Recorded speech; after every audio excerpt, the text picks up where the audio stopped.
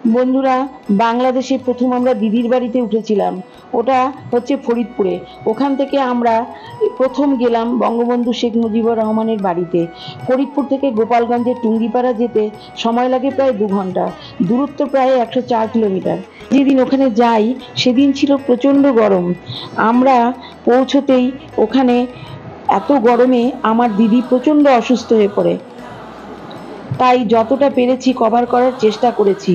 আমরা প্রথমে গেলাম বঙ্গবন্ধু এবং তার বাবা মায়ের সমাধিসৌধে। বন্ধুরা, ভেতরে ফটো তোলা নিষিদ্ধ ছিল, তাই কিছু তাই কিছু ফটো শেয়ার করলাম। যেখানে ভিডিও করা সম্ভব হয়েছে সেখানে আমরা ভিডিও তুলে ধরেছি। এবারে যতক্ষণ ছিলাম দেখলাম জাতির পিতার সমাধিস্থলে বিভিন্ন জায়গা থেকে মানুষ এসে জানাজায় অংশগ্রহণ করছে। সেই সুন্দর দৃশ্য দেখে গায়ে কাঁটা দেবে।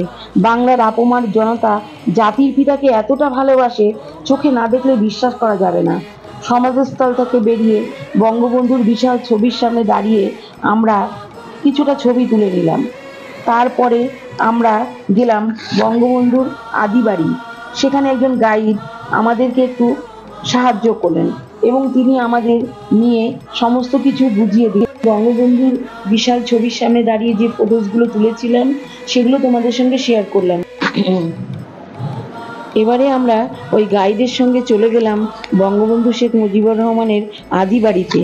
আদি বাড়িতে এখন সেরকম কিছু নেই, সেই ভাঙাচোরা পুরনো দেওয়াল, তবুও একটা অস্তিত্ব তো নিশ্চয়ই দেখা যাচ্ছে যে একটা বাড়ি ওখানে ছিল এবং তাদের পারিবারিক যেসব ঘরগুলো আগেকার দিনের সেগুলো সম্পূর্ণ দেখা যাচ্ছে। ওটা দেখার পরেই আমরা আস্তে আস্তে এগিয়ে যাচ্ছি হিজলতলির ঘাটে।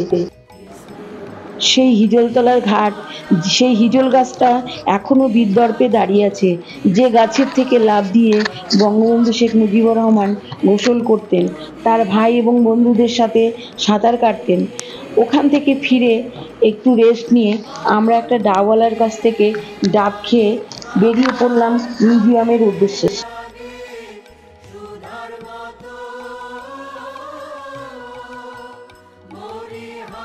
এবারে মিউজিয়ামে সমস্ত ফটোসগুলো আছে, ওগুলো তোমরা একটু জুম করে দেখে নিতে পারো।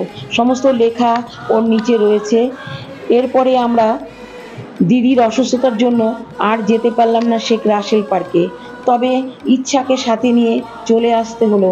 যদি কখনো সুযোগ হয় আবার আসবো, তবে ইচ্ছাকে সাথে নিয়ে আমরা বেরিয়ে পড়লাম। যদি আবার কখনো সুযোগ হয় নিশ্চয়ই আসবো। এত সুন্দরভাবে সাজানো গোছানো স্মৃতিসৌধ আজীবন মনে রাখার মতো। মনে কোথায় রেখে দেব। তবে যা দেখে গেলাম এ ভোলার নয়। জয় বঙ্গবন্ধু, জয় বাংলাদেশ। তোমাদেরকে প্রণাম।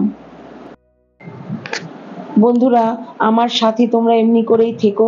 পরবর্তীতে নিয়ে আসছি পরবর্তী ভিডিও। আমি আর যেখানে যেখানে গেছি সবটাই তুলে ধরবো তোমাদের সামনে।